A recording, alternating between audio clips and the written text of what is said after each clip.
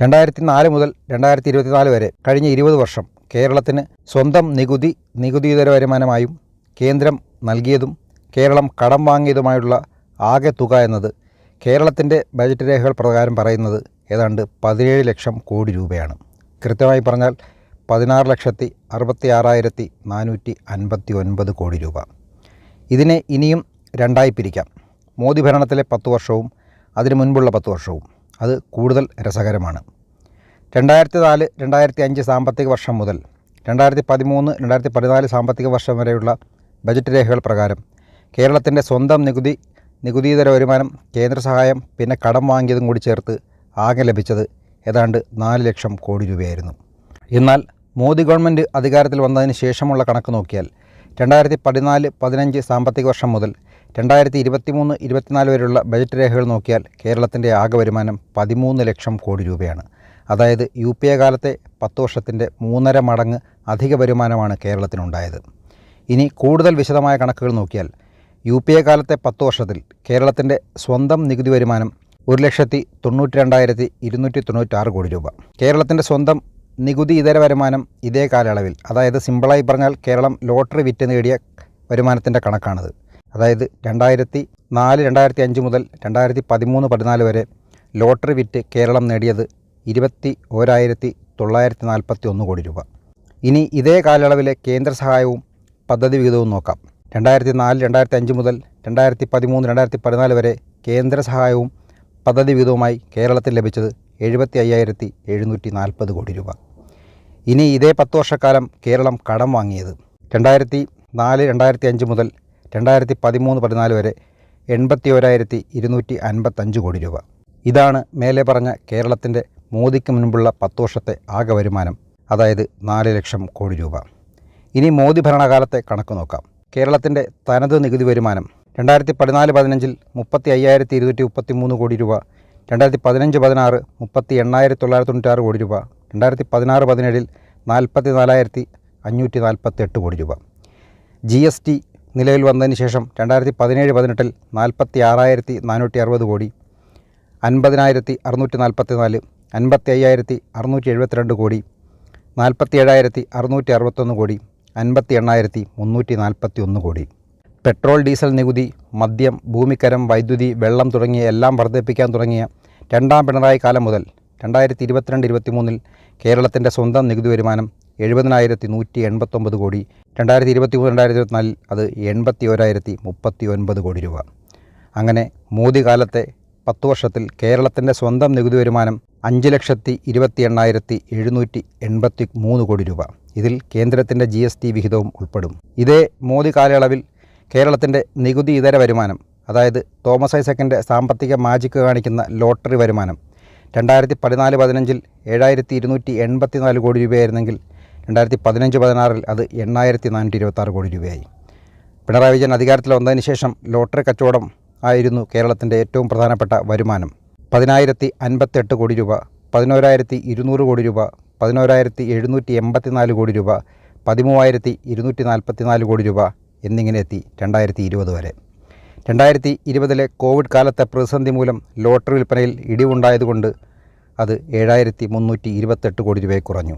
പിന്നീട് 21 മുതൽ 10,463 കോടി, 15,355 കോടി, ഒടുവിൽ 2023-24 നയിക്കുമ്പോൾ ലോട്ടറി വിൽപ്പനയുള്ള വരുമാനം കേരളത്തിൻ്റേത് 17,089 കോടി രൂപ.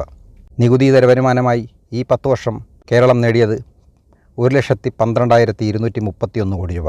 അടുത്തതാണ് ഏറ്റവും പ്രധാനം. കേരളത്തെ സാമ്പത്തികമായി ഞെക്കിക്കൊല്ലുന്ന മോദി ഭരണകാലത്ത് കേരളത്തിന് ലഭിച്ച കേന്ദ്ര വരുമാനം കേരള ബജറ്റ് രേഖകൾ പ്രകാരം ഇപ്രകാരമാണ്. 2014-15 കാലത്ത് 15,435 കോടി രൂപ, 15-16 21,612, 26,016, 25,360, 30,428, 30,128, 42,629, 47,838 കോടി, 43,725 കോടി, 37,292 കോടി. അതായത് UPA കാലത്തെ 10 വർഷത്തെ കേരളത്തിൻ്റെ ആകെ വരുമാനത്തിന് തുല്യമായ തുക മോദി ഭരണകാലത്ത് കേരളത്തിന് കേന്ദ്ര സഹായമായി മാത്രം ലഭിച്ചു. 3,20,463 കോടി രൂപയാണ് മോദി ഭരണകാലത്ത് കേരളത്തിന് കേന്ദ്ര സഹായമായി, കേന്ദ്ര പദ്ധതി വിഹിതമായി ലഭിച്ച തുക. അടുത്ത പരാതി, കടമെടുത്തു പോലും കേരളത്തെ ലോകത്തെ ഏറ്റവും മികച്ച സ്ഥലമാക്കാൻ മോദി സമ്മതിക്കുന്നില്ല. കേരളം ഇന്ത്യയേക്കാൾ വളർന്നു പോകുമോ എന്നുള്ള മോദിയുടെ ഭയമാണ് കടമെടുക്കാൻ പോലും കേരളത്തെ അനുവദിക്കാത്തത് എന്നൊക്കെയാണ് ഇടതുപക്ഷ ബുദ്ധിജീവി സിംഹങ്ങൾ പറയുന്നത്. ഇതേ ബജറ്റ് രേഖകൾ പ്രകാരം വെച്ചുള്ള യാഥാർത്ഥ്യം നോക്കാം. കേരളത്തിൻ്റെ കടം 2014-15 മുതൽ ഇപ്രകാരമാണ്. 18,720 കോടി രൂപയായിരുന്നു 2014-15 കേരളം കടം വാങ്ങിയതെങ്കിൽ പിന്നീട് ഇങ്ങോട്ട് 17,966 കോടി, 23,366 കോടി, 54,420 കോടി, 27,242 കോടി, 26,300 കോടി, 41,172 കോടി, 46,498 കോടി, 37,431 കോടി, 40,635 കോടി. 2014-15 മുതൽ 2023-24 വരെ മോദി ഭരണകാലത്തെ 10 വർഷം കേരളം കടം വാങ്ങിയത് 3,33,750 കോടി രൂപ. ആകെ മോദി കാലത്തെ 10 വർഷത്തിൻ്റെ കേരളത്തിൻ്റെ വരുമാനം 13 ലക്ഷം കോടി രൂപയാണ്. ചെലവാക്കിയതായി കേരളം ബജറ്റിൽ പറയുന്നത് 13,25,000 കോടി രൂപയും. അതായത് സിമ്പിളായി പറഞ്ഞാൽ പിണറായി ഭരിക്കുന്ന കാലത്ത് 3.5 കോടി മലയാളികളിൽ ഓരോ മലയാളിക്കും വേണ്ടി 4 ലക്ഷം രൂപ വീതം ചെലവഴിച്ചു എന്നാണ് കേരളത്തിൻ്റെ ബജറ്റ് രേഖകൾ പറയുന്നത്. കേന്ദ്രം നേരിട്ട് ചെലവഴിക്കുന്ന ദേശീയപാതാ വികസനം, സൈനിക മേഖല, തുറമുഖം, വിമാനത്താവളം, പോസ്റ്റ് ഓഫീസ്, റെയിൽവേ, മറ്റ് കേന്ദ്ര ഉടമസ്ഥതയിലുള്ള സംവിധാനങ്ങൾക്ക് കേന്ദ്രം ചെലവഴിച്ചത് ഇതിൽ കണക്ക് കൂട്ടിയിട്ടില്ല എന്നുകൂടി ശ്രദ്ധിക്കണം.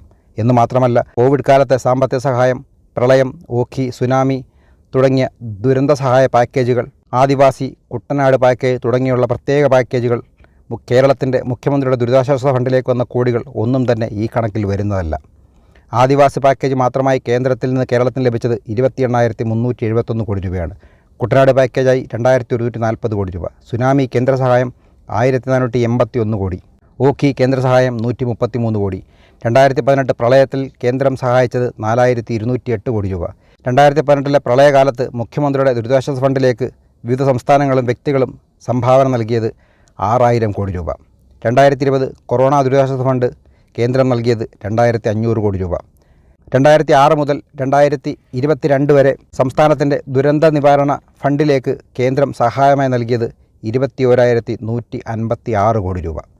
എല്ലാ സംസ്ഥാനങ്ങളും കടം വാങ്ങുന്നില്ലേ എന്നാവും അടുത്ത ചോദ്യം. എല്ലാ സംസ്ഥാനങ്ങളും കടം വാങ്ങുന്നതും കേന്ദ്ര സഹായം സ്വീകരിക്കുന്നതും അടിസ്ഥാന സൗകര്യ വികസനങ്ങൾക്കും സംസ്ഥാനത്തെ സാധാരണക്കാർക്ക് മെച്ചപ്പെട്ട ജീവിതസാഹചര്യങ്ങൾ ഉണ്ടാക്കാനും ആരോഗ്യം, വിദ്യാഭ്യാസം, കൃഷി, വ്യവസായം തുടങ്ങിയ മേഖലകളിൽ അഭിവൃദ്ധി ഉണ്ടാക്കാനും വരും തലമുറയ്ക്ക് കൂടുതൽ തൊഴിലവസരമുണ്ടാക്കാനും സർവോപരി നാടിന് ഉയർച്ചയും വളർച്ചയും ഉണ്ടാക്കുന്നതിന് വേണ്ടിയാണ്. എന്നാൽ കേരളം ഈ 10 വർഷം കൊണ്ട് ലഭിച്ച 13 ലക്ഷം കോടി രൂപ മന്ത്രിമാർക്കും പാർട്ടിക്കാർക്കും സ്വജനപക്ഷപാതം നടത്താൻ വകമാറ്റി ചെലവഴിച്ചു എന്ന യാഥാർത്ഥ്യമാണ് യുവജനങ്ങൾ മനസ്സിലാക്കി ചോദ്യം ചെയ്യേണ്ടത്. ഈ വരുമാനത്തിൻ്റെ 80% മന്ത്രിമാർക്കും അവരുടെ ചിങ്കിടികൾക്കും കേരളത്തിലെ ഉദ്യോഗസ്ഥർക്കും ശമ്പളം കൊടുക്കാനും പെൻഷൻ കൊടുക്കാനും വാങ്ങിയ കടത്തിൻ്റെ പലിശ അടയ്ക്കാനും മാത്രമാണ് ഉപയോഗിക്കുന്നത് എന്നാണ് ശ്രദ്ധിക്കേണ്ടത്. അതിനേക്കാൾ ഈ സുഖലോലുപത നിലനിർത്തി ജീവിക്കാനുള്ള വരുമാനം തുടർച്ചയായി കണ്ടെത്താൻ ഭരണാധികാരികൾ നാട്ടിൽ മദ്യക്കച്ചവടവും ലോട്ടറിയും അമിതമായി പ്രോത്സാഹിപ്പിക്കുന്നതും നിത്യചെലവിന് വരുമാനം കണ്ടെത്താൻ സാധാരണക്കാരൻ്റെ വയറ്റത്തടിക്കുന്ന വിധം ഭൂമി വിലയും വൈദ്യുതിയും വെള്ളവും പാലും ഇന്ധനവും തുടങ്ങി കൂട്ടാൻ കഴിയുന്ന എല്ലാ മേഖലയിലും വിലവർധന നടത്തി ജനങ്ങളെ ദ്രോഹിക്കുന്ന ദുരവസ്ഥയാണ് കേരളത്തിൻ്റെ ഗതികേട്. മാറി മാറി ഭരിച്ച സർക്കാരിൻ്റെ ദീർഘവീക്ഷണമില്ലായ്മയും സ്വജനപക്ഷപാതവും അഴിമതിയും കഴിവുകേടും കാര്യക്ഷമതയില്ലായ്മയുമാണ് കേരളത്തെ സാമ്പത്തികമായി ഇന്ന് ഈ കാണുന്ന രീതിയിൽ തകർത്തത്. അതിന് കേന്ദ്രത്തെ കുറ്റം പറഞ്ഞിട്ട് എന്ത് കാര്യം? നമ്മളെങ്ങോട്ടാണ് എന്ന വല്ല ബോധവും കേരളത്തിലെ യുവാക്കൾക്കുണ്ടോ?